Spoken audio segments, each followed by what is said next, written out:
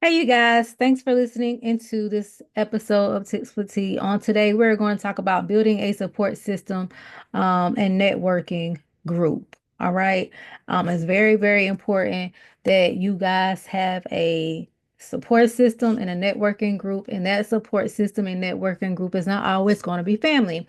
Family don't always support you, so we are going to talk about ways that you can build a healthy support system in a networking group. Okay. So this will help you when it comes to having a strong support system and networking, a network for personal and professional growth and development. Okay. So one, you need to understand the need. Why build a support system? Okay, so you want to build it for emotional support during challenges, professional guidance and mentorships, and to access resources and opportunities. All right, you never know what type of resources and opportunities you can come across by having the right networking group. Then networking versus support system. What is the difference? So networking is professional connections for career growth. Support systems can be considered personal connections for emotional and practical support. All right. Um, so number two, you want to identify your goals. Okay. So where are my personal goals versus my professional goals, or my personal needs versus my professional needs? Um, what what are my short term versus my long term goals, and the types of support that I might need. So whether it's emotional, informational, instrumental, or practical help. Okay. What type of support do I need when it comes to completing these things, when it comes to identifying my goals? Three is finding the right people. So you want to diversify your network. So include people from different backgrounds, industries, and expertise. So I try to tell people when I'm doing my webinars and my seminars that when they're creating a networking group, you want to have someone in your group that offers something different. And I tell people this, I was like, y'all, I tell people this, and I'm looking for this myself.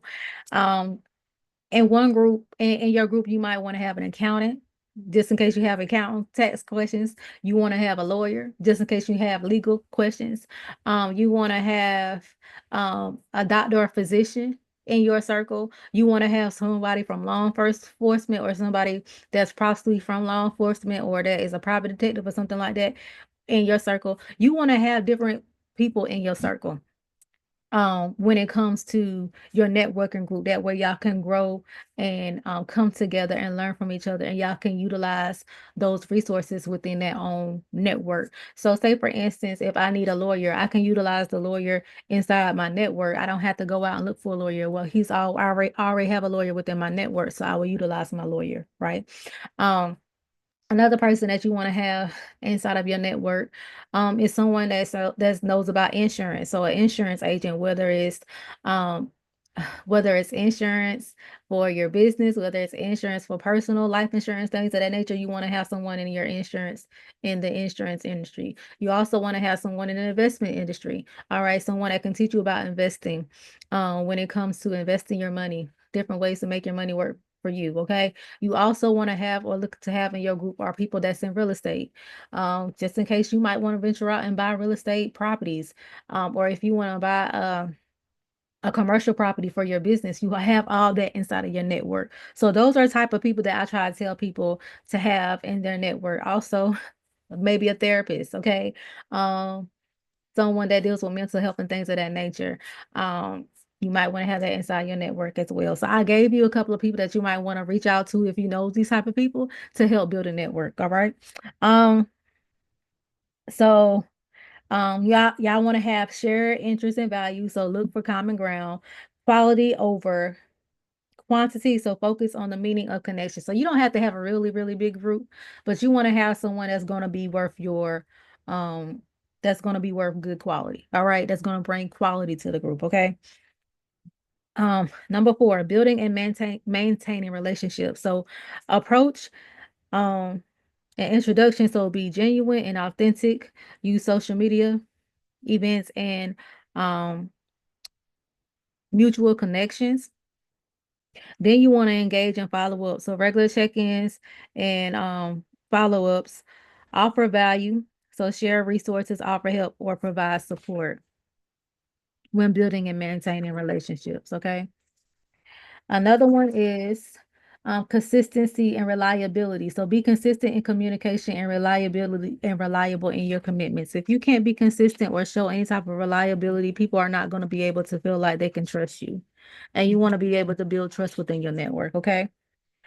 Um, creating and participating, number 5, I'm sorry, creating and participating in groups. So forming a group, identifying a common goal or interest, setting clear expectations and rules for the group, and then participating in existing groups. So join relevant professional association clubs or online communities, engage actively and contribute to the discussions.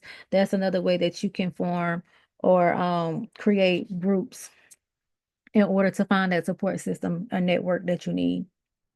Number 6 is leveraging technology. So you can use online platform tools. The number one tool right now that I have been using has been LinkedIn, right? You can use LinkedIn to try to possibly find people that you can network with. That's what LinkedIn is for. Meetup, Slack, and Facebook groups are good too as well. But when it comes to actual professionalism, LinkedIn is the number one.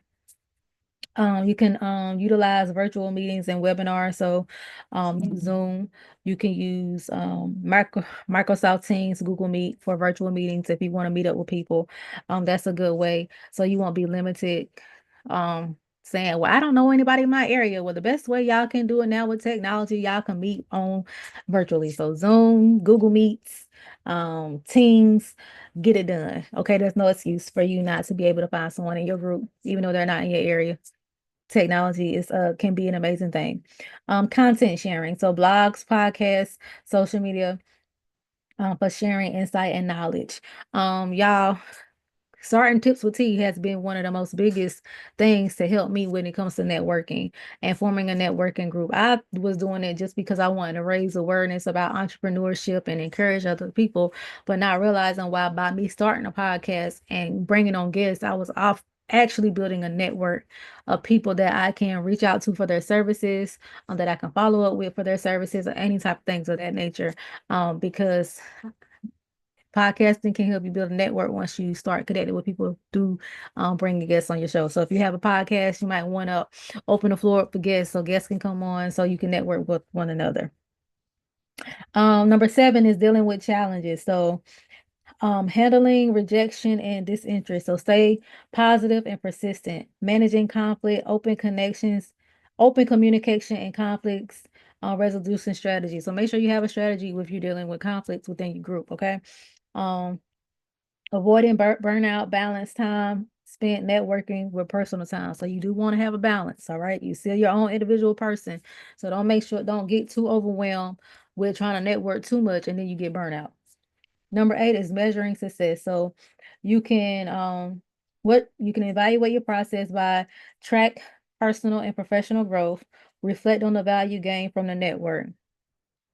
Um, adapting and growing. So be open to evolving your support system as needs change. Okay, um you can always evolve. You can always add people to the group that you might feel that you might need. Um, and make your networking, you guys. I would say make your networking, you guys, very, very fun. Very fun, very interactive. Because once you make it fun and interactive, y'all will learn and y'all will grow together and y'all will build strong, genuine relationships.